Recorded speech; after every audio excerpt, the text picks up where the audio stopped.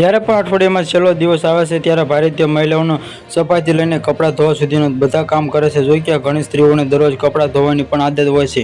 તેઓને દરરોજ બીજા દિવસે ગંદા કપડાં કાઢે છે અને સાફ કરવાનું શરૂ કરે છે. ઘર અને કપડાંને સ્વસ્થને જાળવવાની ખૂબ જ મહત્વપૂર્ણ છે. પરંતુ શું તમે ક્યારે વિચાર્યું છે કે તમારા વોશિંગ મશીનનો બીપિંગ અવાજ શું બોલાવી રહ્યો છે? જે સ્વસ્થ છે કે ગરીબી? અને એવું કહેવામાં આવે છે કે જો ખોટા સમયે યોગ્ય કાર્ય કરવામાં આવે તો પણ ખોટી શ્રેણીઓમાં આવે છે. તેમાં તમારા રોજિંદા જીવન પર નકારાત્મક અસર કરી શકે તેઓને આજના સમસ્યા અમે તમને જણાવવા જઈ રહ્યા છીએ કે જે તમે દિવસે કપડાં ધોઈ શકો છો જેથી તમે ગરીબીની નકારાત્મક અસરોથી બચી શકો છો. શનિદેવનો કર્મ અને ન્યાય દેવતા જે માનવામાં આવે છે, જે કહેવામાં આવે છે શનિવારે કપડાં ન ધોવા જોઈએ, નહીં તો શનિ ભગવાન ગુસ્સે થઈ જાય છે. અને જ્યારે પણ શનિ ભગવાન ગુસ્સે થાય ત્યારે તે સૌથી પહેલા ઘરમાં ગરીબી પ્રવેશ કરે છે. અને આવી સ્થિતિમાં જો તમારે શનિવારે કપડાં ધોવાની આદત હોય તો તેનાથી બચવું. ગુરુવારે રક્ષણ કરવું જોઈએ અને આ દિવસે ગુરુ ગ્રહણ વિષ્ણુ ભગવાનને સમર્પિત હોય છે. એવું કહેવામાં આવે છે કે આ દિવસે કપડાં ધોવાથી ઘરની સમૃદ્ધિ અવરોધ આવે છે. જે ગુરુવારના આશીર્વાદના નબળા પડી